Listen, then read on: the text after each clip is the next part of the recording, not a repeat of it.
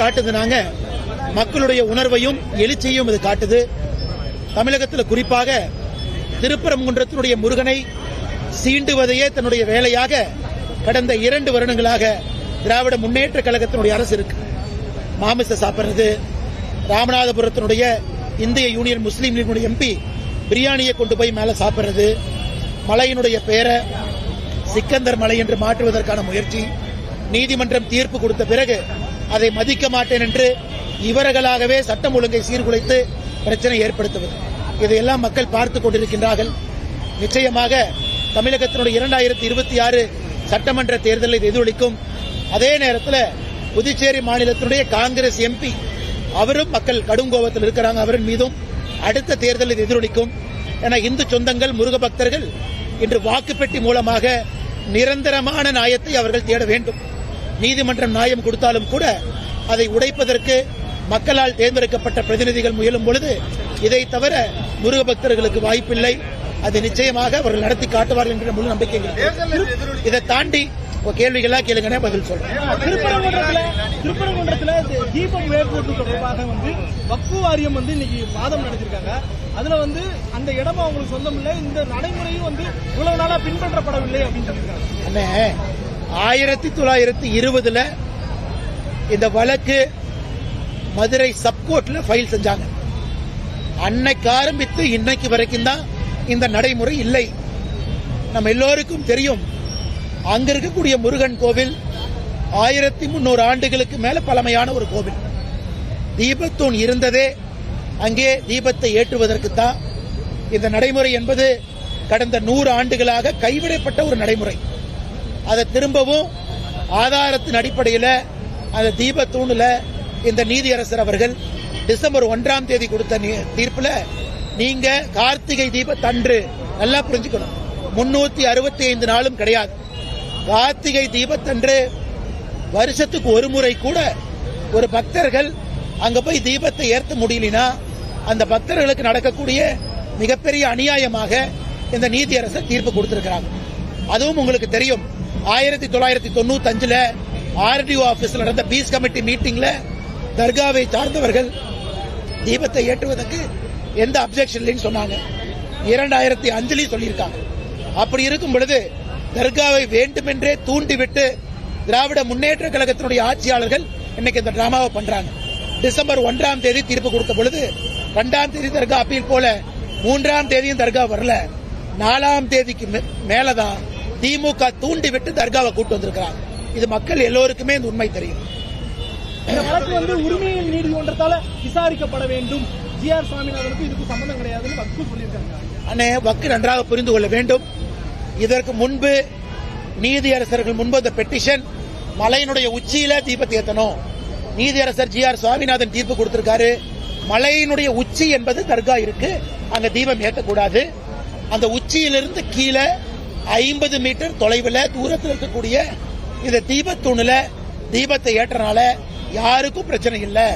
அதே நேரத்தில் தீபத்தூண் என்பது கோவிலுக்கு சொந்தம் என்று சொல்லும் பொழுது தர்காவுக்கு எங்கிருந்து பிரச்சனை? தர்காவுக்கு பிரச்சனையே இல்லை. மலை உச்சியில ஏற்றணும்னா தான் தர்காவுக்கு பிரச்சனை. அது தர்கா அங்க இருக்கு. அதனால் வேண்டுமென்றே தர்காவை தூண்டிவிட்டு மதக்கலவரத்தை ஏற்படுத்துவதற்கு திராவிட முன்னேற்ற கழகத்தினுடைய அரசு முயற்சிக்கின்றார்கள் என்றுதான் நாங்கள் பார்க்கிறோம்.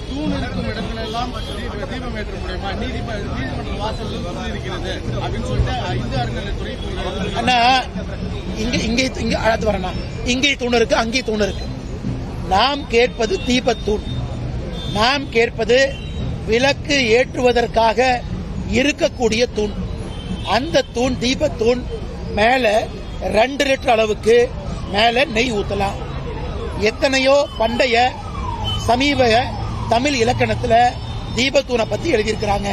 உச்சி பிள்ளையார் கோவில் தூணை பத்தி எழுதியிருக்காங்க. அதற்கான வரலாற்று சான்று இருக்கு. அப்படி இருக்கும் பொழுது எல்லா தீபத்திலும் ஏற்ற வேண்டும் என்று கேட்கவில்லை, தீபத்தூணில் ஏற்ற வேண்டும் என்று கேட்டிருக்கின்றார்கள். இன்னைக்கு இந்த அறநிலைத்துறை சார்பாக வாதாடிய வக்கீல் ஜோதி என்ன சொல்றாரு?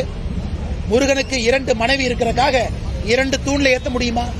இது நான் கேட்கிறோம். மாநில அரசு ஒரு முருக பக்தர்கள் முன்பு மண்டியிட்டு மன்னிப்பு கேட்கணும். இந்த வாதத்தை வைத்ததற்கே மன்னிப்பு கேட்கணும். முருகனுக்கு 2 மனைவி இருப்பதற்காக 2 தூணிலே ஏற்ற முடியும் என்று அறநிலைத்துறை சார்பாக வாதாடி இருக்கக்கூடிய ஜோதி சொல்றாருன்னா எங்களை பொறுத்தவரை திமுக அரசுடைய கருத்தாகத்தான் நாங்க பார்க்கிறோம். திமுக கிளாரிஃபை பண்ணணும் அவர்களுடைய கருத்தா.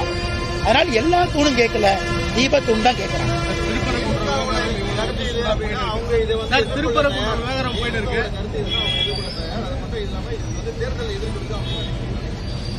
உறுதியாக தேர்தலில் எதிர்கொள்ளும். என்ன கேரளாவை எடுத்துக்கலாம், சபரிமலையினுடைய இஷ்யூ என்ன கேரளாவுடைய உள்ளாட்சி தேர்தலில் எதிரொலித்திருக்கிறது. திருவனந்தபுரம் சாதாரணமா நினைச்சிடாதீங்கன்னா, பாரதிய ஜனதா கட்சி இதற்கு முன்பு 35 கவுன்சிலர் இருந்தாங்க, இன்னைக்கு 50 கவுன்சிலர். காங்கிரஸுக்கு நாங்க 35 இருந்த போது 9 தான் இருந்தாங்க, இன்னைக்கு காங்கிரஸுக்கு 19. ஆனா 50க்கும் மேற்பட்ட கவுன்சிலர் லெப்டுக்கு இருந்துச்சு, இன்னைக்கு லெப்ட் கவர்மெண்ட் 30 கிலோ மக்கள் கொண்டு போயிருக்காங்க. என்ன அர்த்தம்? திருவனந்தபுரத்தில் மட்டுமே கேபிட்டல் சிட்டி எங்க சிஎம் உட்கார்றாரோ அந்த இடம் உட்பட பாரதிய ஜனதா கட்சிக்கு வாக்களித்திருக்கிறாங்க. நான் நிறைய சமுதாய தலைவர்கள் இருக்கிறனால அரசியல் பேச விரும்பல. நிச்சயமாக தமிழக அரசியல்ல இது எதிரொலிக்கும்.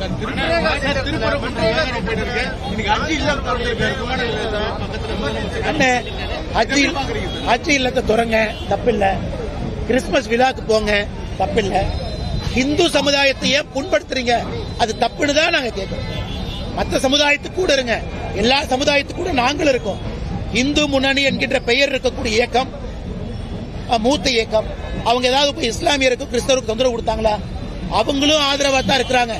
இந்துக்களுக்கு எதிராக பிரச்சனை வரும்பொழுது வெகுண்டு எழுதுறாங்க. இங்க இருக்கக்கூடிய நாங்கள் யாருமே இஸ்லாமியர்களுக்கோ கிறிஸ்தவர்களுக்கோ எதிரானவர்கள் கிடையாது, எதிரானவராக மாற மாட்டோம். நாங்க இந்துக்களுடைய உணர்வை கொச்சைப்படுத்துறீங்க, தவறு செய்யறீங்க தட்டி கேட்கிறோம். அது எங்களுடைய உரிமை, எங்கள் கடமை.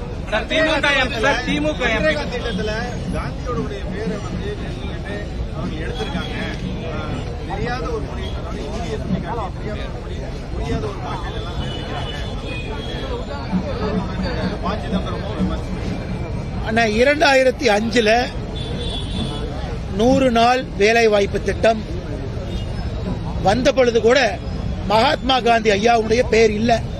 இன்னைக்கு ப. சிதம்பரம் ஐயாவுக்கும் காங்கிரசுக்கும் நான் சொல்றேன், நீங்க 2005 திட்டத்தை கொண்டு வந்த பொழுது மகாத்மா காந்தி ஐயாவுடைய பேர் வச்சீங்களா? வைக்கல. அன்னைக்கு திட்டத்துடைய பெயரே வேற. நீங்க மகாத்மா காந்தி ஐயா பேரையே 2008, 2009 தான் வச்சீங்க. காங்கிரஸ்காரங்க இன்னைக்கு கபட நாடகம் போடக்கூடாது. திட்டம் வந்த பொழுதே மகாத்மா காந்தியினுடைய பேரை வைக்காதவங்க 2008, 2009 2009 தேர்தல் வந்த பொழுதுதான் மகாத்மா காந்தி ஐயா பேரை வச்சவங்க. எங்களுக்கு பாடம் எடுக்காது. மகாத்மா காந்தி ஐயாவின் மீது மிகப்பெரிய மரியாதை இருக்கக்கூடிய ஒரு தலைவர் இன்னைக்கு இந்தியாவில் யார் இருக்காங்கன்னா, பாரத பிரதமர் நரேந்திர மோடி அவர்கள். எங்களுடைய ஸ்வச்ச பாரத் திட்டம் முதல் நாளே மகாத்மா காந்தி ஐயாவுடைய பெயரை பாரத பிரதமர் நரேந்திர மோடி அவர்கள் வச்சார். இது வரலாற்று உண்மை. இன்னைக்கு 2025 20 ஆண்டுகள் கழித்து இந்த திட்டத்தில் சில நடைமுறை மாறுதல்கள் கொண்டு வந்திருக்கின்றோம். என்ன? 2005 வந்த பொழுது இந்தியாவுடைய ஏழை எண்ணிக்கை என்ன? 28%. இன்னைக்கு இந்தியாவுடைய ஏழை எண்ணிக்கை என்ன? Less than 1%. எக்ஸ்ட்ரீம் பாவர்ட்டி என்கின்ற வார்த்தை உலக வங்கி சொல்றாங்க, லெஸ் தென் 1%. அன்னைக்கு வந்த 100 நாள் வேலை வாய்ப்பு திட்டமும் இன்னைக்கு இருக்கக்கூடிய 100 நாள் வேலை வாய்ப்பு திட்டமும் வேறு வேறு காலகட்டத்தில் மக்களுக்காக இருக்கக்கூடிய திட்டம். அப்ப திட்டங்களும் மாறணும். ஒரே திட்டத்தை 50 ஆண்டு காலம் ஒரே மாதிரி நடத்த முடியாது. மக்கள் மாறிட்டாங்க, எக்ஸ்ட்ரீம் பாவர்ட்டி மாறிடுச்சு. 2005 100 நாள் இன்னைக்கு கொண்டு வந்திருக்கக்கூடிய இதே திட்டம் மாறுதல்ல 125 நாள். அதை பத்தி சிதம்பரம் ஏன் பேச மாட்டாரு? அதை பத்தி காங்கிரஸ்காரங்க ஏன் பேச மாட்டாங்க? 100 நாள் இருந்தது 125 நாள். திராவிட முன்னேற்ற கழகத்தினுடைய தேர்தல் வாக்குறுதி 2021 தேர்தல் வாக்குறுதியில 100 நாள் வேலை வாய்ப்பு திட்டத்தை 150 நாளாக உயர்த்துவோம் சொன்னாங்க. ஏன் உயர்த்தல? நீங்க 100 நாள் வேலை வாய்ப்பு திட்டத்தை 150 நாளாக உயர்த்துவோம் என்று சொன்ன திமுக உயர்த்தல. ஆனா நாம தேர்தல் வாக்குறுதியை கொடுக்காம 100 நாள் திட்டத்தை 125 நாளாக உயர்த்தி இருக்கின்றோம். அதை எனக்கு குற்றம் சுமத்துறாங்க. இரண்டாவது, மாநில அரசு புரிந்து கொள்ள வேண்டும், 100 நாள் வேலைவாய்ப்பு திட்டம் என்பது மக்களுக்கு நாம கொடுக்கக்கூடிய இலவசம் கிடையாது. அது மக்களுடைய உரிமை. அவங்க வேலை செஞ்சு கம்பீரமா வைராகியத்தோடு உழைத்து சம்பாதிக்கிறாங்க. இன்னைக்கு மத்திய அரசு என்ன சொல்றது? இத்தனை ஆண்டு காலமாக மத்திய அரசு 100க்கு 100 பணம் நாம கொடுத்தோம். இன்னைக்கு 60 ரூபாய் நாங்க கொடுக்கிறோம், ரூபாய் மாநில அரசு கொடுக்கறாங்க. மாநில அரசு சும்மா சொல்லல, மத்திய அரசு வரக்கூடிய பணத்தை மாநில அரசுக்கு நிதி பகிர்மானம் பண்ணியிருக்கிறோம். யூபிஏ காலகட்டத்தை விட 4 முறை அதிகமா நிதி திரும்ப கொடுக்கிறோம். அப்படி இருக்கும் பொழுது நாம் சொல்லுகின்றோம் 2 பேரும் சேர்த்து நடத்துவோம். உங்க மாநிலத்தில் 100 நாள் வேலைவாய்ப்பு திட்டத்தில் உருவாகக்கூடியது உங்க மாநிலத்துடைய வளர்ச்சி. தமிழ்நாட்டில் உருவாகக்கூடிய 100 நாள் வேலைவாய்ப்பு திட்டத்தில் வரக்கூடிய டேங்கோ, பண்டோ, வாய்க்காலோ, குளமோ, ஏரியோ தமிழ்நாட்டுக்கு பயன்படுது. அப்படி இருக்கும் பொழுது மத்திய அரசு 60 ரூபாய் நாங்க கொடுக்கிறோம், 40 ரூபாய் நீங்க கொடுங்கன்னு சொல்றாங்க. இதுல என்ன தப்பு? அதனால் எதிர்க்கட்சி நண்பர்கள் வேண்டுமென்றே திராவிட முன்னேற்ற கழகம் போடக்கூடிய கபட நாடகம் பேரை மாத்திட்டாங்க. மகாத்மா காந்தி அவர்களுடைய பெயரை இந்தியாவில் எப்பொழுதும் எல்லா இடத்துல இருப்பாங்க. திட்டங்கள் மாறி இருக்கிறனால, திட்டத்தினுடைய தன்மை மாறி இருக்கிறனால விக்ஷித் பாரத் என்கின்ற பெயரை வச்சிருக்கிறாங்க. இது மகாத்மா காந்தி ஐயாருடைய கனவு. விக்ஷித் பாரத், வளர்ந்த நாடு, வளர்ந்த பாரதம் என்கின்ற பெயரை கொண்டு வந்திருக்கிறோம். மகாத்மா காந்தி ஐயாவே ஒப்புக்கொள்வாங்க. அதற்காகத்தான் போராடி அந்த சுதந்திரத்தை பெற்றாங்க. வளர்ந்த பாரதம் என்பதற்காக விக்ஷித் பாரத் பேரு. மகாத்மா காந்தி ஐயாவுடைய பேரை நாம் 2014க்கு பிறகு பல இடத்துல வைத்திருக்கோம். அதை காங்கிரஸ் ஏன் பேசல? பாரதிய ஜனதா கட்சி கடந்த 11 ஆண்டுகள்ல 12வது ஆண்டுல எத்தனை இடத்துல வைத்து பட்டியல் போட்டு சொல்ல முடியும். அதனால் திட்டத்தை விரிவுபடுத்தி இருக்கின்றோம், திட்டத்தை ஒழுங்குபடுத்தி இருக்கின்றோம், திட்டத்தை சரியானவர்களுக்கு கொண்டு போய் சேர்த்து இருக்கின்றோம். இன்னொன்னு புரிஞ்சுக்கணும், இந்த புது திட்டத்துல வேலை கிடைக்கலனா பென்ஷன் கொடுப்பாங்க. இதை ஏன் திமுக சொல்ல மாட்டான்? நான் வேலைக்கு அப்ளை பண்ணிட்டேன், என் பஞ்சாயத்தில் அப்ளை பண்ணிட்டேன், 15 நாள் கழித்தும் பஞ்சாயத்து எனக்கு 125 நாள் திட்டத்தில் வேலை கொடுக்கலனா அவர்களுக்கு வேலை இல்லாததற்காக பென்ஷன் கொடுக்கணும். முதலாக இந்த திட்டத்தில் கொண்டு வந்திருக்கோம். பிரான்ஸ்ல, ஐரோப்பிய நாடுகள் இருக்கக்கூடிய திட்டம் இது. நான் வேலை கேட்கிறேன், உன்னால வேலை கொடுக்க முடியலனா இன்னைக்கு ஏழை தாய்மார்களுக்கு, பெண்மணிகளுக்கு 15 நாள் கழித்து லோக்கல் பஞ்சாயத்து வேலை கொடுக்கலனா அவர்களுக்கு வேலை இல்லாததற்காக பென்ஷன் கொடுக்கக்கூடிய அரசா மாறி இருக்கும். இவ்வளவு நல்லது இருக்கு.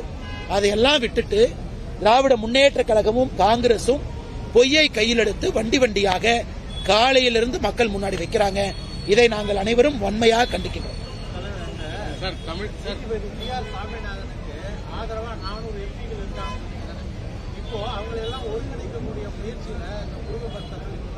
ஐயா, பாராளுமன்றத்தில் கையெழுத்து போடாத எல்லா எம்பிக்களும் முருக பக்தர்கள் தான்.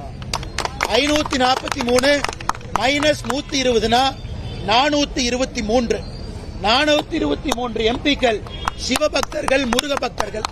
அவங்க இருக்கும் பொழுது எப்படி ஜெயிப்பாங்க? பாயிண்ட் 1. இரண்டாவது, GR சாமிநாதனை பதவி இறக்க வேண்டும் என்று 120 எம்பி கையெழுத்து போட்டாங்க. 550 நீதியரசர்கள் சுப்ரீம் கோர்ட்ல இருந்து லோக்கல் கோர்ட் வரைக்கும் அவங்க கையெழுத்து போட்டிருக்காங்க. இது தவறு. நீதியரசரை நீங்க பதவி இறக்குவதற்காக கொடுக்கப்பட்டது தவறுன்னு சொல்லியிருக்காங்க. அப்ப திரு GR சுவாமிநாதன் அவர்களுக்கு இந்திய அளவில் வக்கீல்கள், லாயர்ஸ், உச்ச நீதிமன்றத்தினுடைய முன்னாள் நீதிபதிகள் இந்திய அளவில் GR சாமிநாதன் அவர்களுக்கு ஆதரவு கொடுக்கிறாங்க. நண்பர் நல்லா புரிஞ்சுக்கணும், மூத்த பத்திரிகையாளர் நீங்க. ஐயா, இன்னைக்கு கையெழுத்து போட்டது GR சுவாமிநாதன் இறக்குவதற்கு இல்ல. 120 எம்பிகளுமே அவங்களுடைய வாரண்ட அவங்களே சைன் பண்ணிக்கிட்டாங்க. அடுத்த எலெக்ஷன்ல அவங்க தோற்கடிப்பதற்காக அவங்க வாரண்ட் அவங்களே கையெழுத்து போட்டு மக்கள் முன்பு காட்டி விட்டார்கள். 120 எம்பிக்களும் 2029 பாராளுமன்ற தேர்தலில் தோற்கடிக்கப்படுவார்கள் என்பது உறுதி. எந்த மாற்றம்?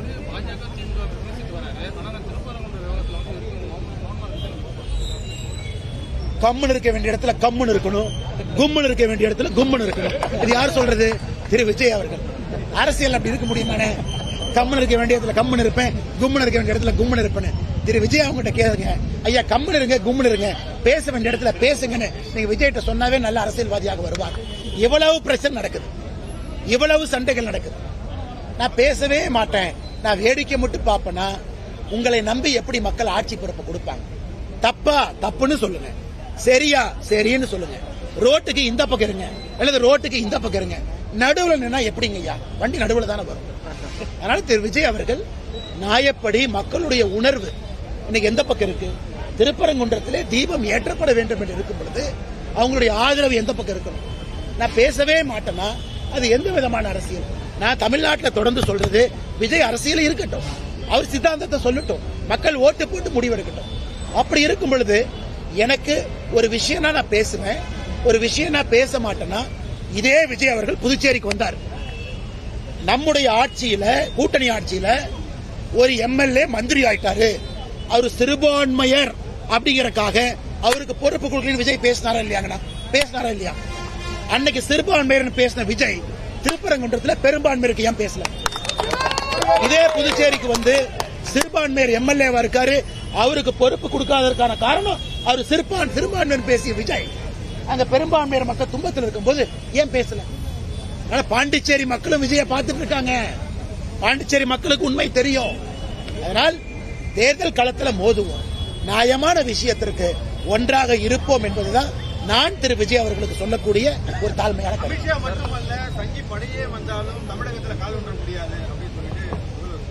முதல்வரா? இந்த முதல்வர் முதல் எலெக்ஷன்ல தோத்தாரு. திரு M.K. ஸ்டாலின் அவர்கள் போட்டியிட்ட முதல் தேர்தலில் தோத்தாரு. கட்சி ஆரம்பித்த பிறகு எத்தனை முறை திராவிட முன்னேற்ற கழகம் தோற்றிருக்கிறது? வரலாறு காணாத தோல்வியை 2014 சந்திச்சாங்க. ஒரு எலெக்ஷன்ல 2 எம்எல்ஏ தான் ஜெயிச்சாங்க 234. அதனால தோல்வியை பத்தி ஸ்டாலின் ஐயா எங்களுக்கு பாடம் எடுக்க வேண்டாம், வேறவங்க பாடம் எடுக்கட்டும். அமித்ஷாஜி அவர்கள் யார் என்று இந்திய மக்களுக்கு தெரியும். அவர் வந்து ஓட்டு போட்டு தமிழகத்தில் ஆட்சியை மாத்தல, தன்னுடைய கருத்தை சொல்றாங்க, இங்க வந்து பிரச்சாரம் பண்றாங்க, மக்களுடைய உணர்வுகள்கிட்ட கேட்கிறாங்க. மக்கள் ஓட்டு போட்டு, இது அமித்ஷாஜி அவர்களே மேடையில சொன்னது, நான் ஆட்சி மாத்திரக்கு நான் ஓட்டு போடுறது, என்னுடைய கடமை நியாயத்தை பேசுவது. அமித்ஷாஜி அவர்கள் நியாயத்தை பேசுறாங்க. இந்திய அரசியல்ல திராவிட முன்னேற்ற கழகம் 1949 உருவாச்சு. அவங்க எத்தனை எலெக்ஷனை சந்திச்சாங்க, எத்தனை எலெக்ஷனை தோத்தாங்கன்னு பட்டியல் போடுங்க. அவர்களை போல தோற்ற கட்சி இந்திய அரசியலே கிடையாது. வரலாறு காணாத தோல்வியை பார்த்திருக்கிறாங்க 2 எம்எல்ஏ. எத்தனையோ முறை சைபர் 39-0 இடத்துல திமுக இருந்திருக்கு. ஏதோ இந்த எலெக்ஷன் ஜெயிச்சுட்டாங்கிறதுக்காக மரத்தின் மேல உட்கார்ந்துட்டு கூவ வேண்டாம். மக்கள் 2026 மரத்தின் மேல இருந்து கீழே இறக்கத்தான் போறாங்க. இது ஸ்டாலின் அவர்கள் நன்றாக புரிந்து கொள்ள வேண்டும். மைனாரிட்டி வாக்குகள் சிதறக்கூடாது என்பதற்காக திமுக எம்பி வந்து கைது போட்டார். விஜய் வந்து பார்த்து திமுக அண்ணே, கமல் ஐயா ஒரு படத்துல சொல்லுவாங்க, அரண்டவனுக்கு இரண்டதெல்லாம் பேய், இதை பார்த்தா பயம், அதை பார்த்தா பயம், அதை பார்த்தா பயம். இன்னைக்கு திமுக காரங்களுக்கு வேலை பார்த்தா பயம், முருகரை பார்த்தா பயம், சிவனை பார்த்தா பயம், பாரதிய ஜனதா கட்சியை பார்த்தா பயம், இந்து முன்னணியை பார்த்தா பயம், யாரை பார்த்தாலும் பயம், பொட்டு வச்சா பயம், குங்குமம் வச்சா பயம். அரண்டவனுக்கு இருண்டவதெல்லாம் பயம், குன்றை பார்த்தாலும் பயம், அவங்களுக்கு விஜயை பார்த்தாலும் பயம். அதனால் அரண்டு போய் கிரண்டிருக்கிறார்கள், இருண்ட உலகத்திலே வாழுகின்றார்கள், அதனால் பயத்தில் இருக்கிறார். சபரிமலை விவகாரத்தில் வந்து நீதிமன்றத்தினுடைய உத்தரவை பின்பற்றாத பாஜக அரசு தற்போது ஜி.ஆர். சுவாமிநாதனுக்கு எதுக்கு ஆதரவா இருக்காருன்னு திருமாவளவன் கேள்வி கேட்கிறார். நல்ல கேள்வி, நல்ல வேலை நீங்க கேட்டீங்க. பத்திரிகை நண்பருக்கு பேசுறதுக்கு ஒரு வாய்ப்பு. சபரிமலையில என்ன தீர்ப்பு? இத்தனை ஆண்டுகளா பெண்கள் போகக்கூடாது, இன்னைக்கு போலாம், அந்த தீர்ப்பை எதிர்த்தோம். திருப்பரங்குன்ற என்ன தீர்ப்பு? இத்தனை நாளா தீபம் ஏத்தணும், இடையில ஏத்துல, இன்னைக்கு ஏத்துங்கன்னு சொன்ன தீர்ப்பு. சபரிமலை தீர்ப்பும் திருப்பரங்குன்றம் தீர்ப்பும் ஒன்று கிடையாது. இத்தனை காலமாக இருந்த பழக்க வழக்கத்தை சபரிமலை தீர்ப்பு மாத்துச்சு, நாங்க எதிர்ப்போம். இத்தனை காலமாக இருக்கக்கூடிய பழக்க வழக்கத்தை மறுபடியும் செய்யணும் நீதிமன்றம் சொல்லுது, நாங்க ஆதரிப்போம். அதனால திருமாவளவன் அவர்கள் முதல்ல ஜட்ஜ்மெண்ட்டை படிக்கணும். சபரிமலையில எதிர்த்ததற்கான காரணம் இருக்கிற நடைமுறையை மாத்தினதுக்காக, திருப்பரங்குன்றத்தில் ஆதரிப்பதற்கான காரணம் இருக்கிற நடைமுறையை பின்பற்றுவதற்காக.